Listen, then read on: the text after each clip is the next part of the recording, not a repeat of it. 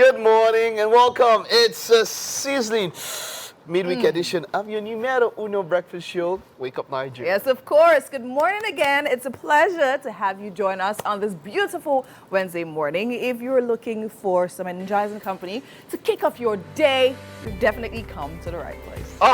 Yeah. We've got a jam-packed show, how it always is, Wednesday, midweek, just the middle. Yeah. You're still feeling somehow, there's still Thursday, there's still Friday, before the weekend. But hey, come on, we're here to ensure that sprinkle of morning cheer, Yes, we give it to you. And that's the carryover from the holiday. Now we have a long break. Then the next week, everybody's... that is true. Everybody's it was quite a long struggling. break Yes, last week because a number of people took off Friday because, so it was long. In fact, it was a weekend of a week because it was like 5 days of weekend. Yes. But hey, come on, what we offer you here is pure entertainment. My name is Mike Mexicano. And my name is Winfrey Agbeleshe. Remember, you can use the hashtag WakeUpNigeria on TVC across all social media platforms to be a part of the best breakfast show on Nigerian television. You can watch us live anywhere across the world via our app. It's available on the iOS and, of course, the Google Play Store.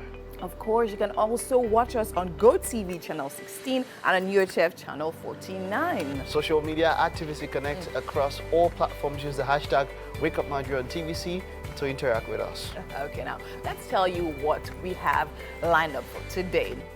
We have a musical performance. Mr. Benjamin will be here to serenade us this morning. And finally, we have a very, very interesting conversation. Okay, not finally. We have Ayo Vincent coming again, having a very interesting conversation with us once again. She's been here before. Definitely looking forward to this conversation as well. And then we'll have childcare business expert and philanthropist, Caroline Pupola. You look lovely, by the way, man. I love the blend with the shoe and all. You did pick it together? If I tell you, Mike, that I got home at 12 a.m. and at 12 a.m. this morning, I had no idea what I was going to wear. Okay. But I definitely knew that. Because it seems like you cut some part of the dress onto the shoe. They blend so well. Oh, wow. I just, well, I know. Yeah, Whippy also looking very, the shine. I had to balance it because people are, I had to balance well it. coordinated. Good. So how did you spend July 4th? People are looking. I don't understand. You know July 4th. July 4th is Of course, I know it's independence. of... What's my business with July 4th? I mean, Nigerian in Nigeria. What's my own? Calm down, one time. Well, I have a few, because I mean, my media organization, and we are affiliated with the U.S. Consulate. So yeah, we had to send out our best wishes. Okay. As much as, yes, I was on the road, most of it, but I think, to be honest, I actually almost forgot. So it was like a last minute, I needed to send this message. But the reason is that I saw in an article, I can't confirm, but they spent hundreds of millions of dollars yesterday for fireworks. Yeah. Something is a culture. Like they spent it for fireworks and all that. And I was like, okay, you know what has happened with fireworks here, how, it's been banned. So even people have to smuggle fireworks in, to try, and that's because of we're quite volatile. But are we as volatile as they are? Because every other day there is a mass shooting. I mean, just one happened this last week and all of that. So, you hear that prayer from people that, let Nigeria not happen to you. And I was wondering that, that prayer also applies there. Let the US not happen to you, because it can be random. And, it can be random. So I think that every society, in every different way, they have their own peculiar kind of challenges. And it seems like at times it was so, I was trying to juxtapose, and it felt like, are these people really doing anything? The same way we feel like, are we doing anything? So what just came to mind is, look, different strokes, different folks and all of that. Wherever you are, there's a particular challenge that comes to you. It's not all rosy and all of that. Those were the thoughts. Of course, definitely. I think you said it rightly. We have issues here in Nigeria. They have issues there. But the problem, I think the difference in issues is that ours is structural. You understand? And then it seems like theirs is, their society is so organized that the people will not have time to be thinking of things you're not meant to be thinking about. You understand? So that's it. Then concerning the fireworks, it's just like how we have Ayo Festival here, or Egungun Festival. Fireworks there is a culture. Did you see the inauguration of Biden? It was crazy. Fireworks is a culture. They don't joke with it. So. It was so grand when you have so many people who are wearing it. So if the ladies got their shebi, not like what we do at wedding now, where one will do one style and the other one do one style. No, they all the exact same style. It was regal. It was beautiful to see. Yeah. And so many guests always like this year's own. While I could deal because many people now they want to be part. Good morning. The news on Wake Up Nigeria. My name is Mike Messikeno. President of the Senate, Godswill Akpabio, announced the names of the principal officers of the Senate at the beginning of the plenary session, with reactions from lawmakers on the appointment of the officers. While some senators say they are pleased with the choice of lawmakers chosen to occupy the principal offices, others are concerned that they were sidelined in this selection process. National Assembly correspondent Tijesu Adeoye reports. Plenary resumes after a 2-week break from the Salah holiday. So I support, say aye. President of the Senate, Godswill Akpabio, gives his colleagues a warm welcome and re-emphasizes the need for lawmakers to put aside all differences and work together. This sets the tone for what is to come. Senate President Godswill Akpabio announces those that have been selected as the Senate's principal officers. The Senate's leader is Senator Opeyemi Bamidele. He will be the majority leader of the Senate and the Senate leader. Senator Mohammed Ali Dume will be the chief whip of the 10th Senate. Senator David Umahi, by your consent, will act as the deputy leader, and Senator Oyorola Isha Ashiru will be the deputy chief whip. The new officers are excited about the opportunity to serve, and they promise to carry out their new assignments diligently. And to assure all of you, on behalf of all of us, that by the grace of God, we'll take this as an assignment that deserves serious attention and we'll give it our best. We want to assure you that we are going to be your servants and that we are going to work as a team to move Nigeria forward. But this decision by the Senate President has elicited mixed feelings among lawmakers. Clearly not all of them are pleased with the choices made. There are some people who wanted to complain about the manner some people were chosen, particularly in the minority caucus, but we accepted everything. I am very, very much satisfied. What will bring dissatisfaction is maybe if one was interested. I wasn't interested and I am still not interested. I'm terribly disappointed that today we come to the National Assembly and some people just raised up that 36 people have signed that they have chosen our minority leadership. So be it. It is not clear if the appointments announced would upset the apple cart in the National Assembly, but the leadership of the Senate would also have to work on pacifying other senators who feel left out and sidelined from the scheme of things. Tijesu Adeoye, TVC News, Abuja. The National Drug Law and Enforcement Agency and the National Crime Agency of the United Kingdom have recommitted to taking battles to the doorsteps of drug cartels as part of efforts to stamp out serious organized crimes in Nigeria and the UK. The fresh commitment was the highlight of remarks by the Chairman and Chief Executive Officer of the NDLEA, Brigadier General Mohammed Buba Marwa, retired, and NTA Regional Manager West Africa, David Carter, at the signing of a renewed Memorandum of Understanding between both agencies.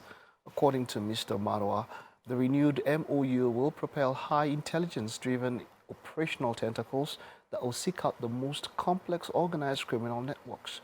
Regional Manager West Africa of the NTA, David Carter, said renewing the MOU comes with great satisfaction and significance to the good work of both the NDLEA and NTA. He expressed appreciation to the leadership of the NDLEA for the support and confidence reposed in the partnership. And then on to foreign stories, where 7 people are injured or 3 seriously in a car ramming attack in Tel Aviv, Israel. Police say a 20-year-old Palestinian man drove into pedestrians standing outside a shopping center. A police spokesman says he was shot and killed after he got out and tried to stab those around him. The Israeli security minister says a brave citizen shot the suspected attacker. Palestinian militant group Hamas says the heroic attack in the city was a response to Israel's operation in the occupied West Bank. In Jenin, the Palestinian authorities say the 10 people killed during Israel's operation the day before were between 16 and 23 years old. Thousands have left the refugee camp in the West Bank since the operation began. Israel says it's almost complete. That's it on the news and so for now. We'll take a time out now. Stay with us. We'll be right back. Yep, welcome back. Okay, I just saw this one by the side, but now we'll talk about this some other time. Somebody was inspired by our star and is in school. But we have something quite interesting, yeah? Winfrey has the deeds on 2 very interesting stories. How far can you go for what you love, Winfrey, yeah? Okay, tell us, what's up? Okay, so social media, our new best friend. I was scrolling and then I saw this lady crying. Normally, to be honest, when I see things like that, I just try to just avoid it. But this particular one, I decided to go in and then I literally played the video because I actually watch my videos on mute most times. So she was crying because she said she was also on social media one day and she actually saw a video of a lady lamenting, talking about how, she literally found some fetish items in her boyfriend's house and all of that. She was even saying to herself that, now, wow, like, where do people find all these men to date that are literally using church? She said she saw some fetish things with her picture there and everything. She was like, So something just told her that when she gets back to her boyfriend's place, she should actually go and check the house. She said, scattered everywhere. The room was actually really scattered. She actually scattered everything. That she was even about to give up that she's not looking for anything, Joe. Why is she doing that? And then something just told her that, I remember that safe he told you is put on top of the wardrobe. Yes, that one that he says money is inside, that she should break it. She now called her carpenter that whether the carpenter has exactly the same safe. She said, okay, fine, you should make the same safe for her. She now decided to break it because she wanted to replace it after. She now broke it, see? What kind of safe does carpenters to break? No, it's that wood one now. The one is constructed. It's not safe, it's colo. She said she broke it and then she saw some fetish items. She saw some things tied with red cloth and all of that. But most importantly, she saw her picture with her name on it, front and back. They folded it. She now saw 1,000 naira and her underwear. They used to tie it. Just 1,000 naira? It's 1,000 naira. They used to tie the underwear. So she was now wondering that. So the question now is, what do we think the boyfriend was trying to do? What did she do when she found? Did she say she was crying. That she was crying. She was crying that she saw it. Yes. So that's another question. She said that she doesn't know what to do now. 1, 2, what is it, whether it was her, he was using to make money and all of that. So she's at a point of dilemma. So we had to advise her.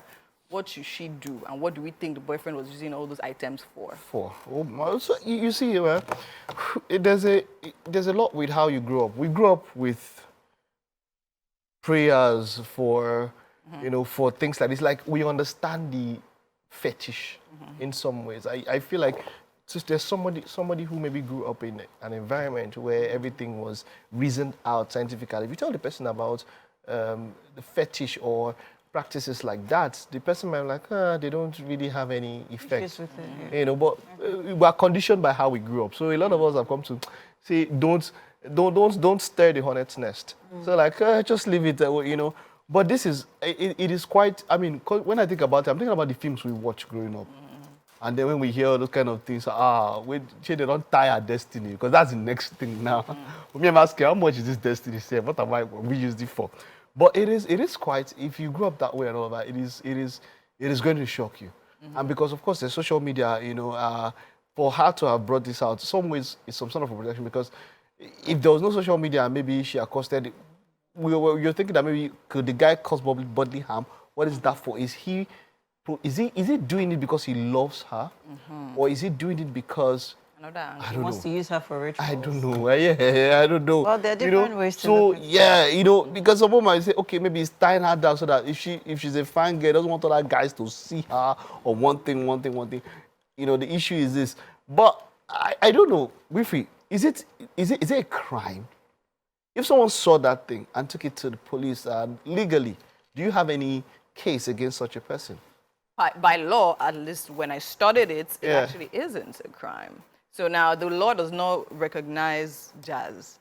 And that's why we say a lot of our laws literally need to be reformed. I don't know. Reformed to recognize jazz. No, my point is that we are Nigerians, right? And we say, fine, what are our roots? Okay. Do you understand? So my point, even my thinking, there are different ways to see it. But then again, we are a traditional society. Some people, this is what they really believe in. They don't know any other way. Do you understand? If the girl was also a traditionalist on her own part, maybe she would have her own jazz. I mean, then they should go to the village oracle to sort it out.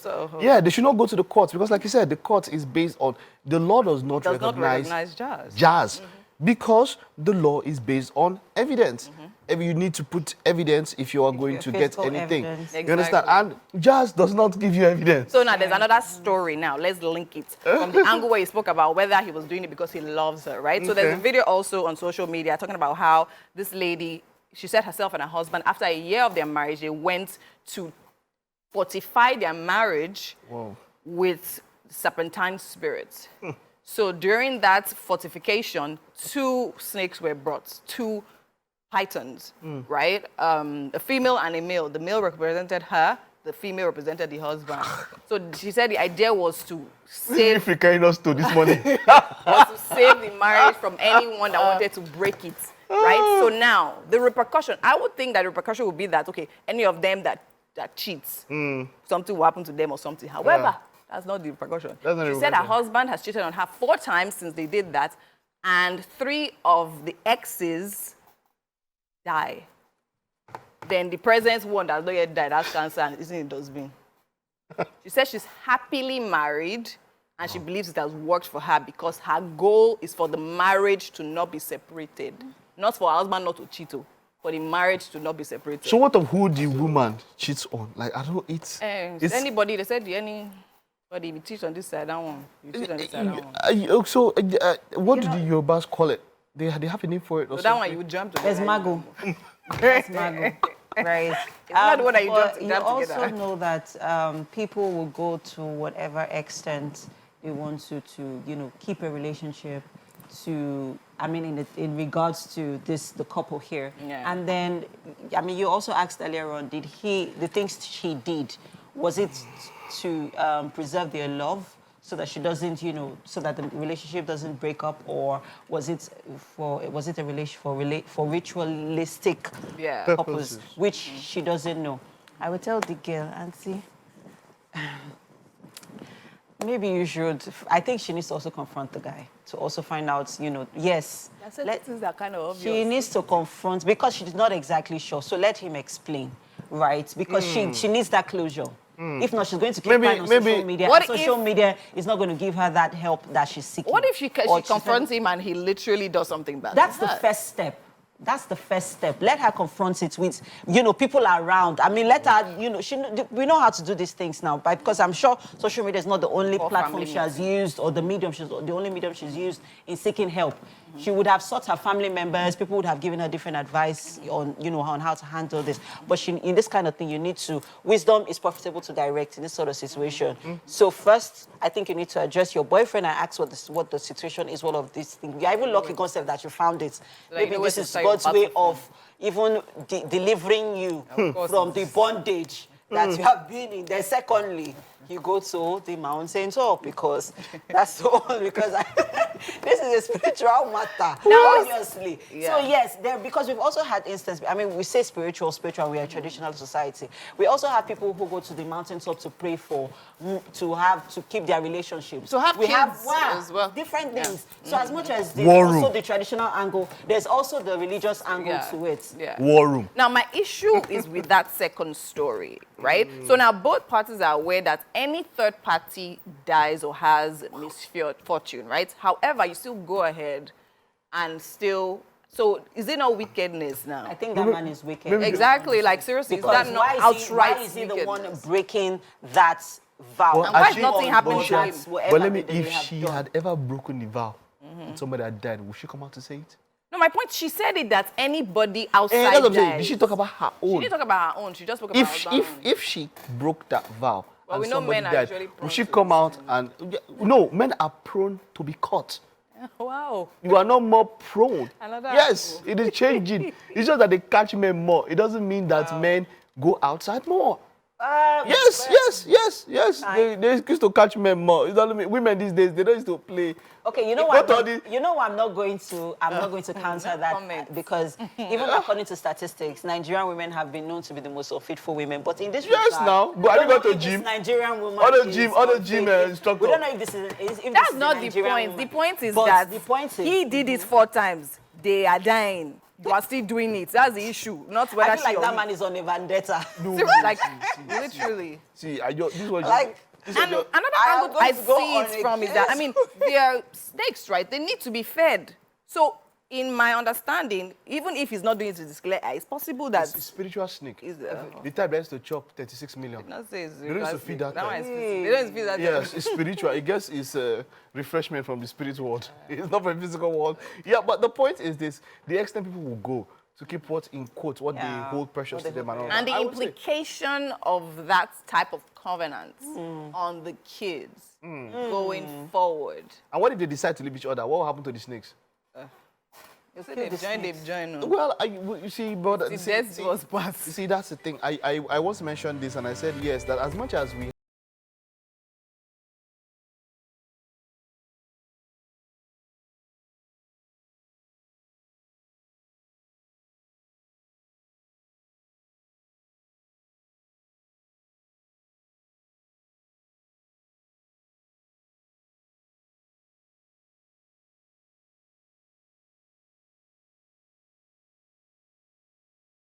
Jongo before they get into this thing. Think about, I'm just saying, think about it.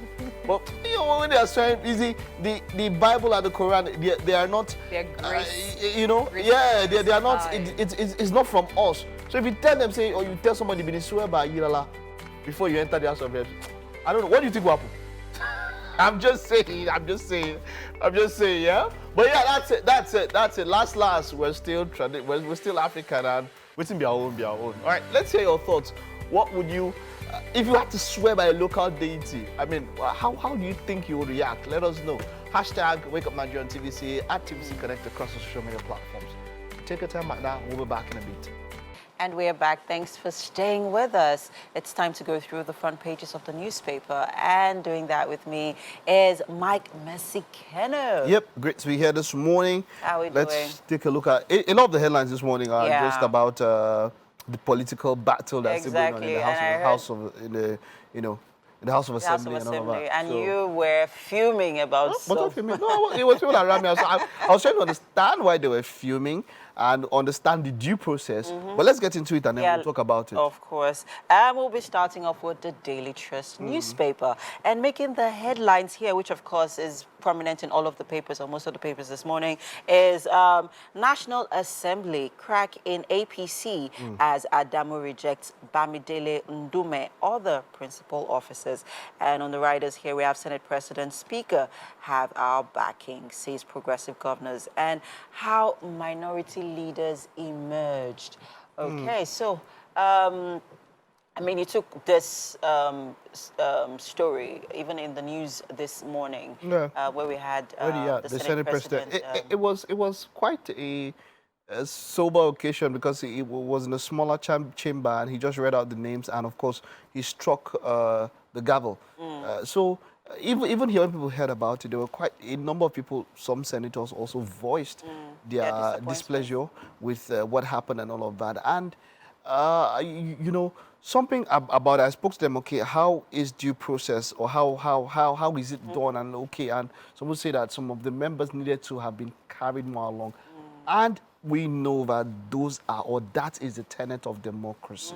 Democracy, except in some officers. So if it's an officer that, if it's an office that has to deal with maybe the president himself, that's the Senate President in this particular order and all of that, then, you know, you can make some decisions. But if it is something that has to do with the running of the whole National Assembly, then people have to find a way to be carried along.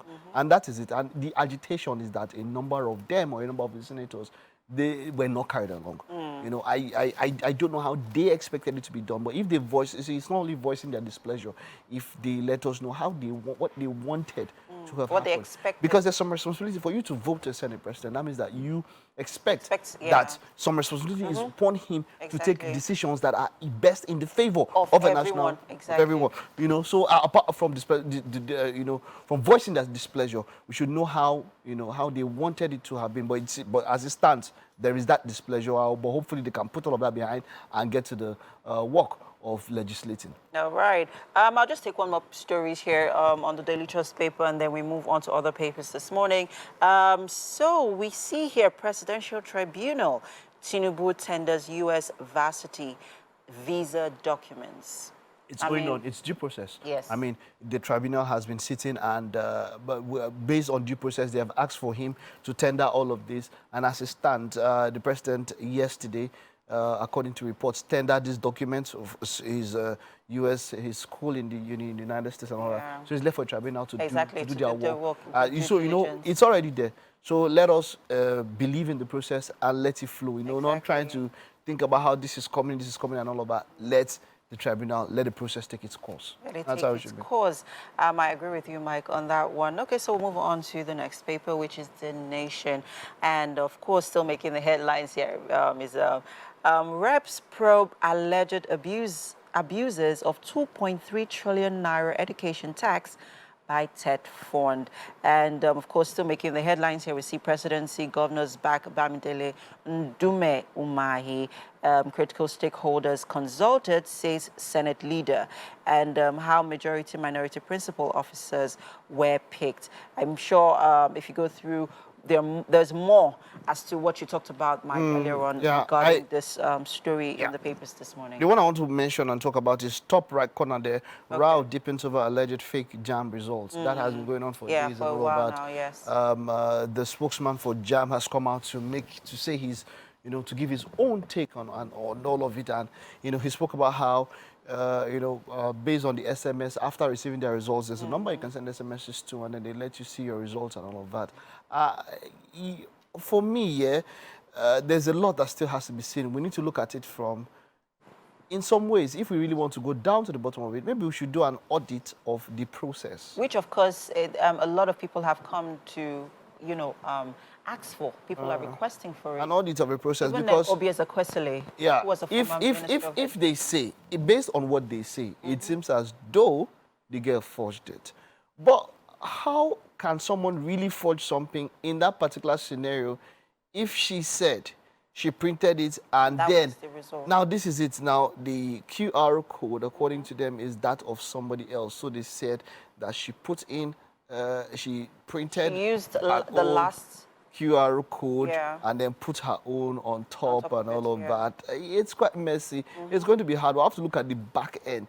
And then if possible, remember that time when we were in school and all that, when you have issues with your result, I want to go and contest it, they'll bring out your script and mark it again. Exactly. Let us, if it is possible for recall her exam scripts. You know, because it is not something on both sides. I mean, the DSS had to be involved for a little girl. Exactly. And I feel like, okay, we've made quite so much about this. You know, the father had to talk about how, you know, it has affected them and how he has left stuff to go and all of that. So for me, I feel like we can handle this better. It's become a media circus. So I think now it's the time for JAM, you know, to do their due diligence in this regard. And we'll see how the story unfolds in the next couple of days. Let's move over to the Punch newspaper. Still making the headlines here. Principal officers, APC protests election, National Assembly members back Akpabio Abbas. Okay, so let's move over to one other story here on the Punch newspaper.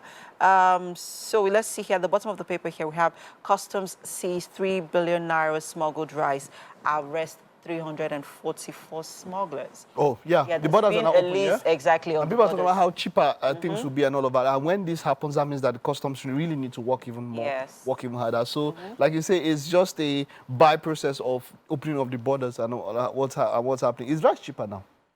Well, when last did you buy? I've not even checked. Or you've not bought in recent times. The ones you bought and all that. But yeah, but you know, let's see how that plays out. But then customs have to step up their game because now they'll have to work for their for their and money. you know, I took a road trip in the last couple of days, and then they were actually on the road, even the interstate roads. You could see them. You know, they were checking, and so we'll see how that goes. Let's move over to one more story on the papers here. So we still have result falsification at the bottom of the Punch newspaper here. JAM sanctions more candidates. And Messoma's probe. So according to them, there are other people that, there's a mention they made of a candidate, maybe the last exam or previous exam, to none of that. That was last year's. So like I said, I believe that on both sides, things should happen, and then they should actually do something. Okay. Right. Yeah. So quickly, I'm going to draw our attention to the picture story here on the Punch newspaper, because I actually I can totally relate with this. Why and can't this you? is the picture story of Igberigbe Road in Ikorodu, Lagos. This was taken yesterday. Mike, I'm going to tell you, the roads are terribly bad. I bet you were trying to avoid it. I'm talking about Lagos now. I'm talking about even interstate. The government really needs to step up when it comes to infrastructure, especially when it comes to the road. There was one day Mazino mentioned this. I saw it on his story where he was talking about Festac and how that place was a sort of heaven on its own, a haven. By itself, a wonderful place. But then due to bad roads and all of that, and I mean, look at this particular situation. We are talking about our cars being roadworthy, but our roads are not exactly. Are they car-worthy? Exactly. There has to be. There's nothing like a good road where you can drive and all of that. And you see tires are going for Yankee when they bring this tire, they know they change them that much. They take them So, but really, things have to be done. This is really. Do you pass this road? No. It's not my route. It's not your route, but it's your area, sure. Yeah, but to be honest, I am going to give credit actually to the local government chairman in Ikorodu. Many of the roads, right, are very, they're quite good, right? Except in the inner parts of But we have a 3-tier level of government. Right. State, federal, local. And local, they do have some form of allocation. Exactly. What are they using it for? Good question. And so why would they always wait? Yeah, okay, it's a federal road or whatever you want to call it, but you use it. Exactly. So what are your locations? What are they used for? What projects are they used for that we can see? And then there's internally generated revenue from these places. If you look at commuters, when you look at the public transportation system from commuters, the amount of money that is generated internally from that place, you understand, it can be used to fund some of these projects, even if it's not to a particular standard, but at least some level, make it motorable in some ways. There's IGR, there's allocation.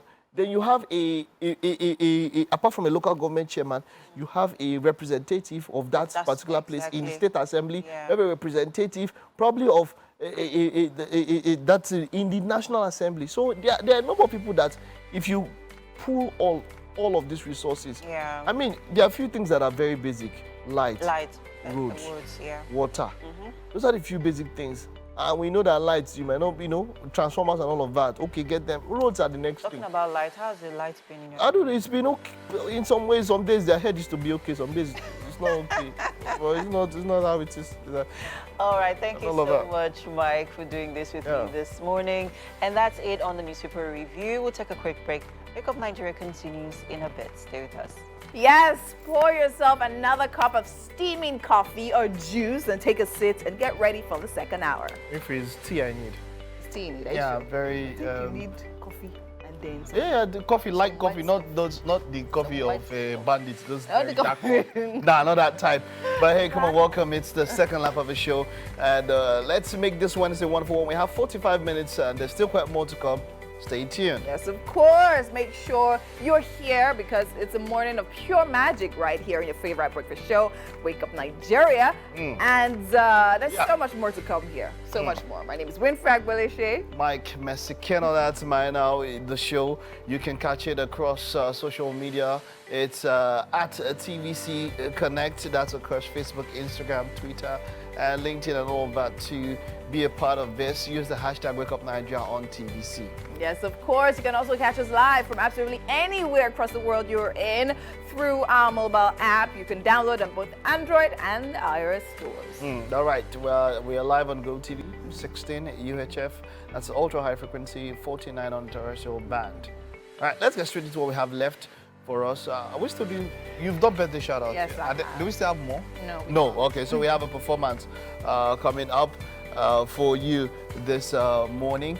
Of course, to get us into that mood, Mr. Benjamin is here to perform this morning. And of course, we have another guest, the philanthropist, Caroline Popola. She'll be here talking to us about what she's been about in recent times. Stay tuned for that. Vincent, we'll be talking to her about her career, about music, and what she has been up to. Yeah. Jamie was telling me something. Yeah, what happened to somebody drove away with the someone drove away with the car? What happened? So this happened on Twitter. Well, we got news of it on Twitter. So this supposed guy walked into a car dealership and he said he wanted to test drive one of the new Mercedes Mercedes S-Class, right? And a guy he test drove it all the way till they found him in Edo State. Wow. From where? Wow. From Lagos. No, was it Lagos or Abuja? Abuja, right. From was Abuja to Edo From State. Abuja. So, you know, it made, so, you know, I mean, you're supposed to test drive it for like just a few minutes. And then, you know, a few hours later, God did not come back. No, first of all, so the company allowed him to drive it by himself. Exactly. How they test drive a car without no representative from the company, you know, monitoring, you know, the car. They monitor. Also, no, they're supposed to. Yes, actually. And also supposed to to drive explain the features. It's not test drive They're now. also supposed to also explain the features of the car to you because they're selling the car to you. And they did not find him. So I'm sure and then there were the questions, it actually caused a lot of questions on social media. You could not have been. Is the car not tracked? Yeah. All of those Exactly. things. So So now they have found it and they found it. There's actually usually a tracking device that literally shuts down a car. Yeah. How about the tester? The tester. What happened to the tester? So I guess we'll find out eventually. We don't know what happened to the tester. They just saw the car. found him. Did you see the tester? Did they find him or did they find the car? They found him. They found him. So we don't know if it's going to. But this is a true story, yeah? Yes, it is. Nigeria. Very No jokes. How did it happen? And, because I think it has to take some level of people for you to see them as for someone to want to test drive a car. I don't know. There are many things involved here in that thing. It might not just be all the details that we know. It might not be all the details that we know because there are many things involved. Because I mean, nobody will just give you a car just like that, and just especially when it's a luxury car. I mean, you're talking about that kind of a car, and then just let it be, you know. There are a lot of things. A premium customer. Yeah. And then for you to drive it that far, there is no registration number. So how do you move it across those states From Abuja to without a registration number? Those without a things few. happen. Yeah, so I don't know. Maybe there's more to the story than has been revealed. But yeah, it brings me to the issue of even when you buy things on social media, and you know there's that always fight between pay on delivery or pay before a payment verifies your order. So pay before and no refund. No refund, and people have paid for stuff and they didn't get. In fact, I was in one particular shop in Computer Village, and he said that there are people that online that will use his shop as address, and this guy is selling gadgets of as high as 400K. Somebody will pay 400, 500K online, and the person will block you, and they use his shop as physical address, and people will now come to his shop and say, I'm telling you, I'm telling you. And then they will now come to his shop and say, this is the address that was given to me. And like, who do you pay to? Wow. And you come to the shop where he's selling that stuff, but people online that have pictures and all of that, they put it all together, and then they perpetrate this fraud and all of that. And the guy said, he said they come on the regular. They just paid 400K or 300 to somebody. On one of your tech updates, you actually talked to us about, you know, how to check if an Instagram page has just been opened or has been, and then because there's some people that have like 1,000 Instagram pages using it as fraudulent mediums, right? It's crazy. All right. It's the news once again. My name is Mike Messikeno. The National Drug Law Enforcement Agency and the National Crime Agency of the United Kingdom have recommitted to taking battles to the doorsteps of drug cartels as a part of efforts to stamp out serious organized crimes in Nigeria and the UK. The fresh commitment was the highlight of remarks by the chairman and the CEO of the NDLEA, Brigadier General Mohammed Buba Marwa, and the NCA Regional Manager West Africa, David Carter, at the signing of a renewed MOU between both agencies. According to Mr. Marwa, the renewed MOU will propel high intelligence-driven operational tentacles that will seek out the most complex organized criminal networks. Regional Manager West Africa of the NCA, David Carter, said renewing the MOU comes with great satisfaction and significance to the good work of both the NDLEA and NTA. He expressed appreciation to the leadership of the NDLEA for the support and confidence reposed in the partnership. And now for news. Now 7 people are injured and 3 seriously in a car ramming attack in Tel Aviv, Israel. Police say a 20-year-old Palestinian man drove into pedestrians standing outside a shopping center. A police spokesman says he was shot and killed after he got out and tried to stab those around him. The Israeli security minister says a brave citizen shot the suspected attacker. Palestinian militant group Hamas says the heroic attack in the city was a response to Israel's occupation in the occupied West Bank. In Jenin, the Palestinian authorities say the 10 people killed during Israel's operation the day before were between 16 and 23 years old. Thousands have left the refugee camp in the West Bank since the operation began. Israel says it's almost complete. We'll take a time out now. Stay with us. There's still more to come. Thanks so much for staying with us. We're still here and we're about to have a very interesting conversation. And I have a very gorgeous lady right here in the studio. Her aura literally just fills the room when she walks in. She is Caroline Popola of Afro Childcare Global. Welcome to Wake Up Nigeria. Thank you so much for having me. It's lovely to be here. Thank you. And you look so beautiful. Oh my goodness. Thank you. You look amazing yourself. Thank you. Okay, so now we're talking about you, right, basically. So let's start from there. I mean, it's not easy to say, okay, you know what? I have this passion, I want to drive it now, especially when the passion doesn't necessarily directly speak to you as a person. Do you understand? Talking about childcare and all of that. So tell me, where did that start from? Was there a particular experience that geared you towards that? Oh, thank you so much. And that's a really good question. It's one of those things where you never really get to tell, and no one ever asks you, how did you start? You know, and it's a long story, but it's one of those things where I just got the premonition, like, I want to do this. And at the time, it was like a fight. I was like, what, me? Children? Why? Yeah. You know, and like you said, it's not directly me. It's, you know, so, and that's how I went into childcare. And that's about 18 years ago. And I grew up and live in the UK.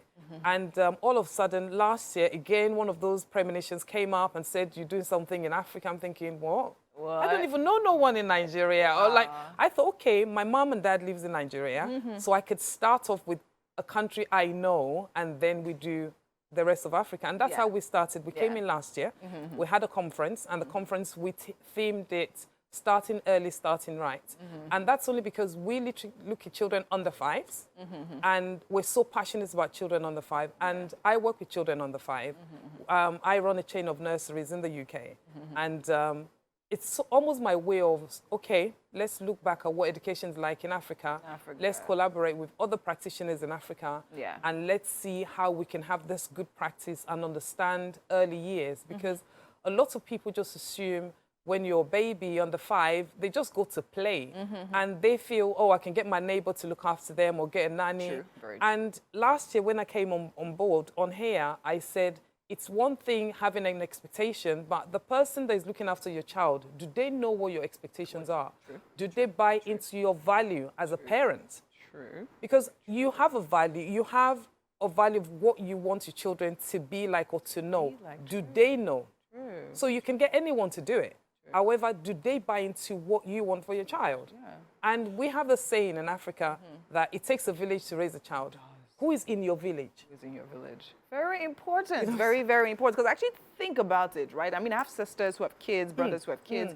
And I mean, living and working in Nigeria as a woman is not easy, having to balance life and all of that. You end up noticing that most of the times you actually spend really little time with your kid. And then most of the time, the kid's literally with the nanny or with the caretaker. So it's very important to know how to select. Now let's talk about what you've done over the years. Now, what has been the trajectory of the organization? So for us, it's one of those things where you wake up in the morning thinking, okay, I'm passionate about what I do. I love what I do. My job is never the same in terms of growing the business. So we have 14 branches in the UK. Okay. And last year, like I said, coming down is like, okay, what are we coming to do? Yes. So it's for educators in Nigeria and Africa as a whole, it's that thing of having to educate them. Do you even understand your role? Do you understand what it is to raise the next person like you, the next Caroline, the next Ibukwa Woshika? The facts that you have to build them, you have to build their confidence, you have to encourage them. You can't kill that creativity in a child. And the first 5 years of a child we know is the most important 5 years of any child. It's formative years. True. So what you instill in them at that time is what they bring up to being a 16-year-old and a 32-year-old. What you started off, simple thing like their social skills, their creative skills, their confidence building, their team building. You think they're just playing, but that's how they learn it. And then they're 10 and they know how to socialize. They know how to be with their friends. They know how to constructively, creatively criticize when you tell them no, or really speak back to you confidently. And because I remember when I grew up in Nigeria, when I was 16, I went back to the UK. And when I go for interviews, I couldn't look anyone in the face. You'd look down like this. Yes, you look down, and culture-wise, in the UK, that's like, you're rude. And here it's the opposite. So it's having to redo the things and relearn all of the things that relearn. All of the things I assumed was right. And don't get me wrong, yes, we have got a place for that. But there's nothing wrong in building the confidence of a 5-year-old, a 7-year-old, that if someone touched them inappropriately, they're saying, Mom, this person has done it, and you trust your child, you believe your child, as opposed to saying to them, no, uncle would never do that, or auntie would never do that, or teacher would never do that. Really? But if you don't give them the voice, how would they be able to even speak to you? Very true. You know, so now you're talking 14 outlets yes, in the I UK. know. Oh, wow. Like, no, I couldn't pass that by. That's actually a lot, and must have been a lot of work putting that together. So now having all the experience, all the exposure and expanse in the UK, now coming to Nigeria, what would you say the tide is like over here? Of course, you had the first-hand experience when you lived here, but then again, coming back after all this time, now trying to set this up, what has it been like? And then also, let's also from there pivot into the conference we're having very soon, and then the theme of the conference. So for me, I think it's so important to understand that regardless of where you go, whether you're Nigeria, Ghana, Ethiopia, whatever, they have their culture in terms of how they educate, and it's great. However, we can be better. So my philosophy and my theory is always that let's be better. Even with my business, you can always get better all the time. You have inspectors come in, they inspect you and say, okay, you can do this a bit better. And that's it. Same thing with what we have in Nigeria. What more can we do for education? And during the conference last year, oh my goodness, we had over 350 people in the room, educators, practitioners, teachers, and so on. You could see they were hungry. They were hungry for information, they were hungry for knowledge, they were hungry for just anything to get us out of the wrath of what it is that we know and we want to do better. You know, and we enjoyed that, and that was lovely. Again, last year, like I said, was more to waken them up and say, look, come on, why did you go into this in the first place? It's your first love. Great. This year, we're saying we're done talking last year, let's start doing this year. And what we're doing at the conference this year, we have someone coming in to come and talk about safeguarding. So for example, if your child speaks to you and tell you something's happened to me, or this person's done this, or this teacher's done that, what's the avenue? They tell you it's your responsibility because that child could die. Very true. And if you lose a life, you know, just because you want to keep quiet, we need to understand life is so important. So for us, it's the fact that someone's coming in to tell you the reporting process. And say, okay, we will shield you. We will do this, we'll do that. Yeah. Because the government has a reporting process, but do we know the reporting process? And for me, I know the reporting process in the UK. We need to know what it is in Nigeria. What it is here, yes. Because we're talking about practitioners in Nigeria. Yes. Other things we're doing includes we have a first aid company coming out, and they will do first-hand first aid live for 400 people for them to see.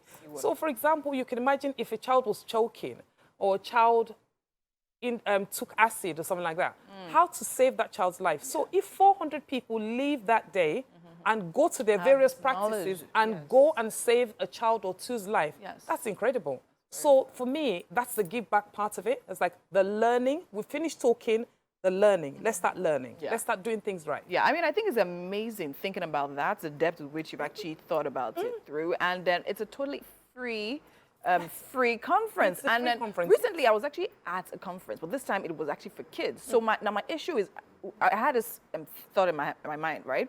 We're talking to these kids, yes. Like, when they go to their teachers, what do their teachers tell them? So now you're doing the part where you actually have educators, right? So they know what to do when a child approaches. I think it's totally amazing. So now, talking about the fact that it's a totally free conference and all that, you have amazing, I know you have Fela Duratoye coming around. You have amazing speakers and all of that, about 12 of them. And you said you don't know anyone in Nigeria. How did you do that? How did you pull that off? How are you doing this? Do you know what? I am so grateful to him up there. And it's just building relationships and just getting people.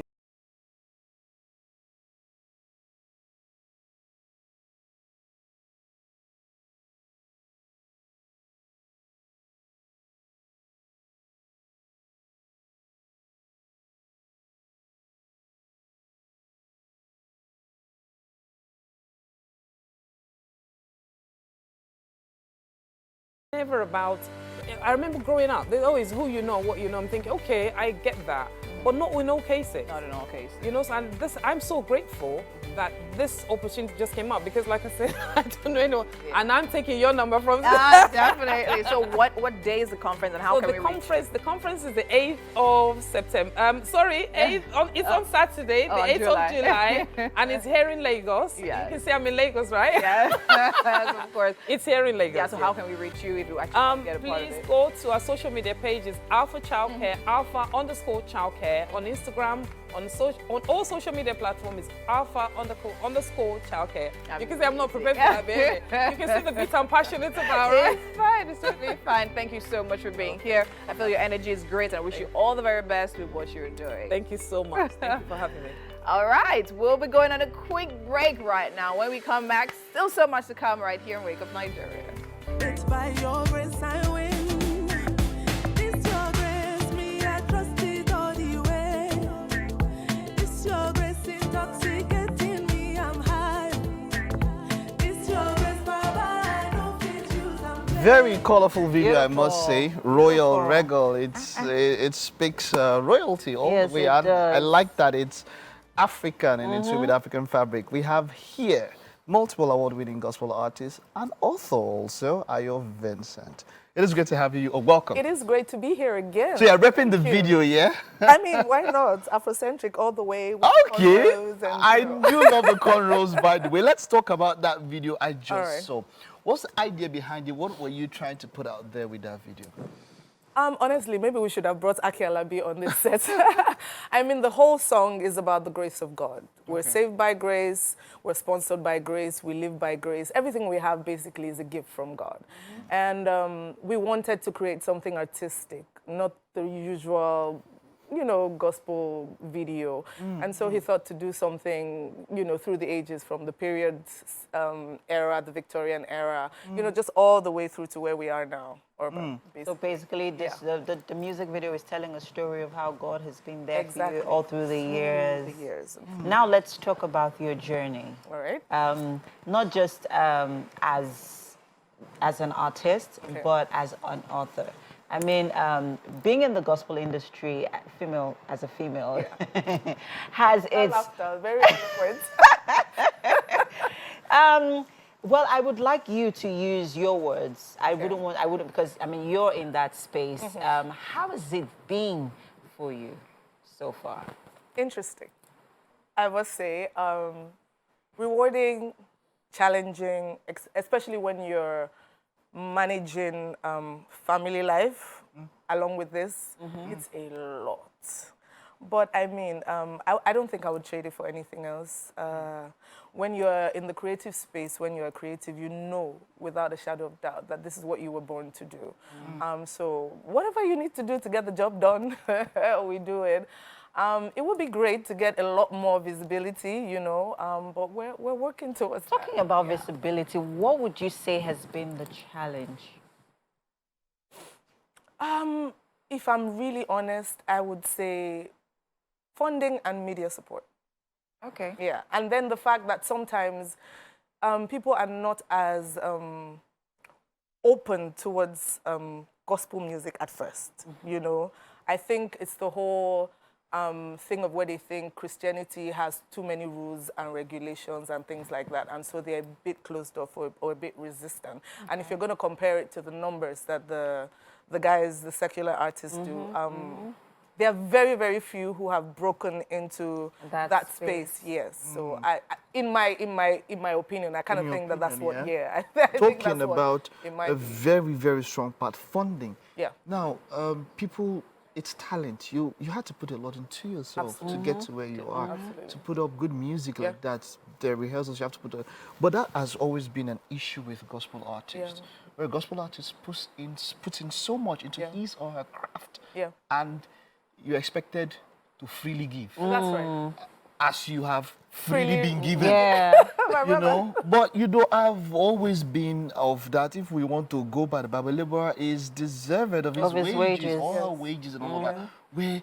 How do you draw the line? How do you draw the balance? I mean, the other day, the gospel artist was trending that, okay, she had to charge 5 or 10 million for a performance and all of that. Because, look, this is not even about gospel. I've gone somewhere where I didn't charge. And then they told me, thank you for coming. They put this envelope in my hand. And I went back, it was paper inside. It's a lie. I'm serious. I would never forget that day. I just couldn't. And when it was paper inside, it was just paper, black paper.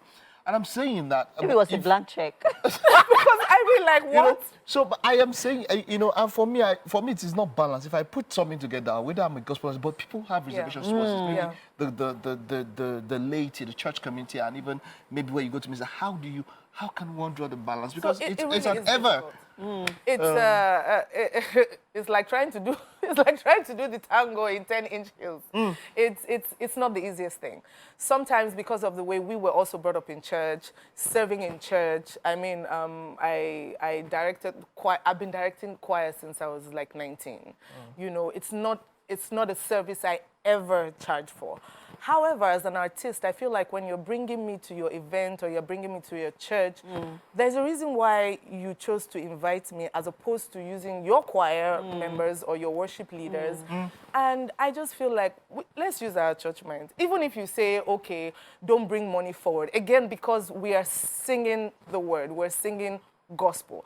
It's difficult for us, to be honest. A lot of times it's very difficult for me to charge, you know, because again, there's a part of my mind that's like, I'm doing the Lord's work.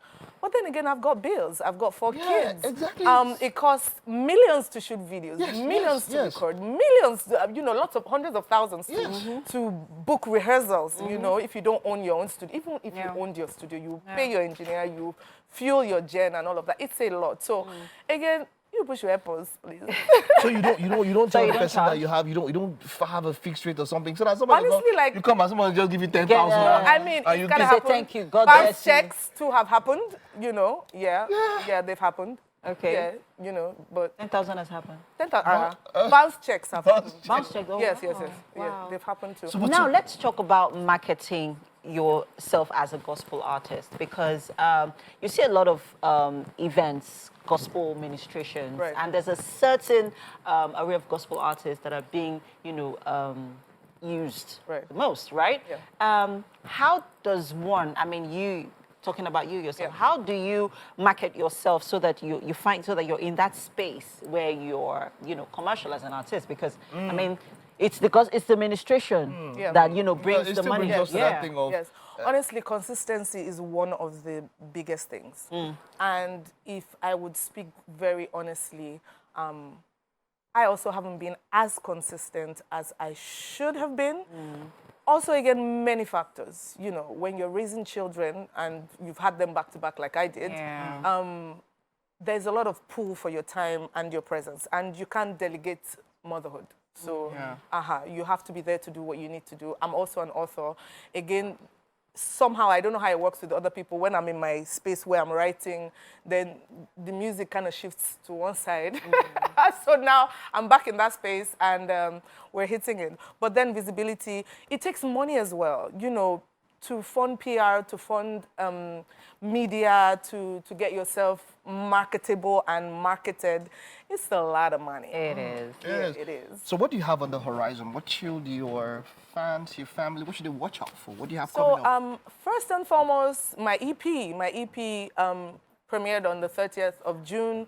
So if you're following me on social media, even if you aren't, so that's at Ayo Vincent Music, everywhere, Instagram, Facebook, Twitter, and Ayo Vincent on YouTube. The link is in my bio to the new video, to the EP. Shout out to 1 RPM by distributors. How many songs in the EP? What's it about? Six tracks. Songs? Okay. Yes, 6 What's tracks. the title? Okay. Supernatural. Yeah, Supernatural, yeah. That's what the So this particular one we just saw, especially with Great Man. Okay, why did you decide to use Great Man in that song? I love Great Man. Okay. When I think of the voice or the sound of the young people, of the youth now, I think Great Man Tackett. I mean, he's not the only one. There are some really great guys, but but he's amazing. He's so easy to work with. He's energetic. His vibe is on point. I mean, and he is lyrical. Yeah, he is. Yeah. Yeah, he is. All right. How's your music? Yeah. Oh, Star Territory. Ooh, my girl. Okay, this is us wishing you the best. It's available to stream everywhere, yeah? Oh yes, everywhere, Okay. every platform, every streaming platform. We're a very religious society. Streaming numbers should be good for gospel artists, by the way. I mean, you would think. It is not always the way we think, Right. but this is us wishing you the best. Thank With your you. message, just go out Thank there and keep, spreading the gospel as you're doing. I will. Thank Well you done. so much. Well God bless done. you guys. So good to have you here. Thank you. Right, it's been Ayo Vincent on the show, and of course, we'll round up with that wonderful music video. Winfrey's already vibing to that video. Yeah. Winfrey, you like the video? Ayo, it's amazing having you back in our studio. And I must say, yeah, Great Man is actually a great guy. I know him personally, great vibes. Where is it? Yes. So, yeah. All right, people, and that's it on the show today. Thank you so much to all our guests for being a part of it, and most importantly, to you at home for watching. Keep it locked again tomorrow, same time, 7 a.m. We'll see you. Bye-bye. By your grace, I